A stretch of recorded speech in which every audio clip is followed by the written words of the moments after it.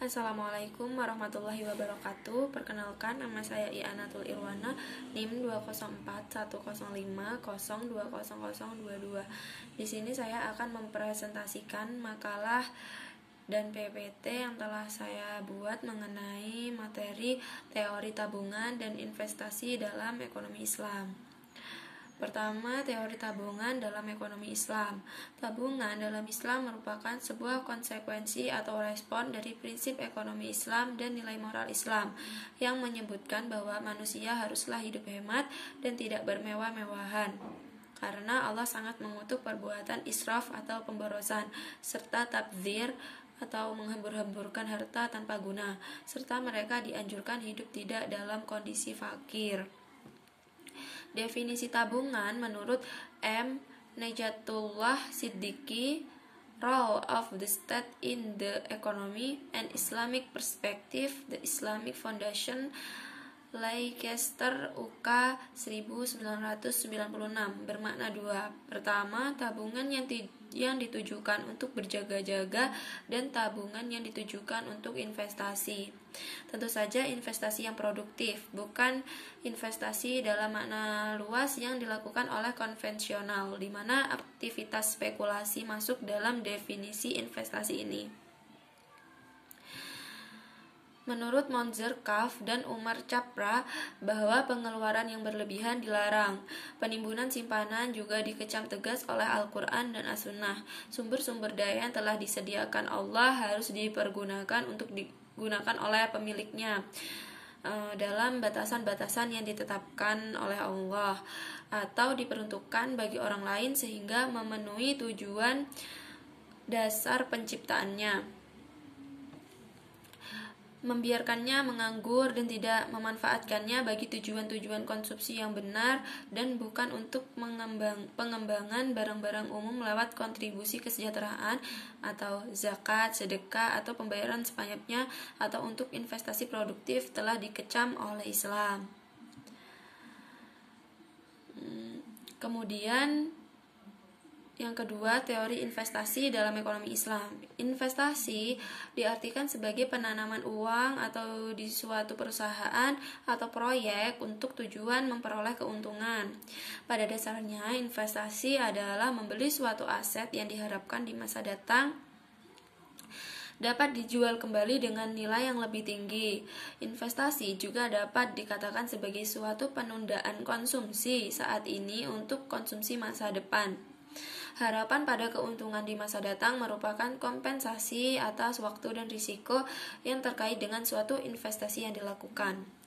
Teori investasi dengan pendekatan ekonomi Islam tentu berbeda dengan teori investasi konvensional. Perbedaannya karena fungsi investasi dalam ekonomi konvensional dipengaruhi tingkat suku bunga.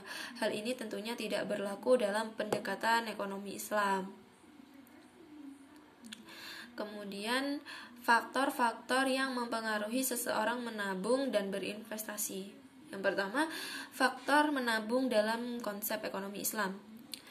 Alokasi anggaran konsumsi seorang muslim akan mempengaruhi keputusannya dalam menabung dan investasi. Seseorang biasanya akan menabung sebagian dari pendapatannya dengan beragam motif, antara lain: yang pertama, untuk berjaga-jaga terhadap ketidakpastian masa depan. Yang kedua, untuk persiapan pembelian suatu barang konsumsi di masa depan. Dan yang ketiga, untuk mengakumulasikan kekayaannya. Kemudian, faktor investasi dalam konsep ekonomi Islam. Seseorang akan mengalokasikan sebagian dari anggarannya untuk investasi, yaitu menanamkannya pada sektor produktif. Dengan investasi, maka seseorang rela mengorbankan konsumsinya sekarang dengan harapan akan mendapat hasil di masa mendatang. Dengan adanya return atau pendapatan hasil di masa datang, berarti akan terjadi akumulasi kekayaan yang dapat meningkatkan kesejahteraan hidup. Bukti lain bahwa Islam sangat mendorong kegiatan menabung dan investasi adalah bahwa dalam berbagai aturan Islam dalam mengelola harta membawa implikasi positif pada tabungan dan investasi ini. Misalnya larangan terhadap penumpukan harta, pengenaan zakat pada harta yang menganggur melebihi batas waktu tertentu, dan penghapusan bunga. Hal terakhir ini kemudian dijadikan alternatif sistem bagi hasil yang diperoleh melalui kerjasama investasi, mudharabah, dan musyarakah. Jadi jelas bahwa investasi dalam ekonomi Islam adalah fungsi dari tingkat keuntungan yang diharapkan. Tingkat keuntungan yang diharapkan tergantung pada pangsa keuntungan relatif antara investor dan penyedia dana sebagai mitra usaha. Tingkat zakat dan biaya lain atas dana yang tidak atau kurang produktif juga berpengaruh nyata atas keputusan investasi. Menurut Matt Welly, investasi di negara-negara penganut ekonomi Islam dipengaruhi oleh 3 faktor. Yang pertama, ada sanksi terhadap pemegang aset yang kurang atau tidak produktif. Yang kedua, dilarang melakukan berbagai bentuk spekulasi dan segala macam judi. Dan yang ketiga, tingkat bunga untuk berbagai pinjaman sama dengan 0. Sehingga orang muslim dapat boleh memilih 3 alternatif atas dananya, yaitu yang pertama, memegang kekayaannya dalam bentuk uang atau kas. Kedua, memegang tabungannya dalam bentuk aset tanpa berproduksi seperti deposito, real estate, permata.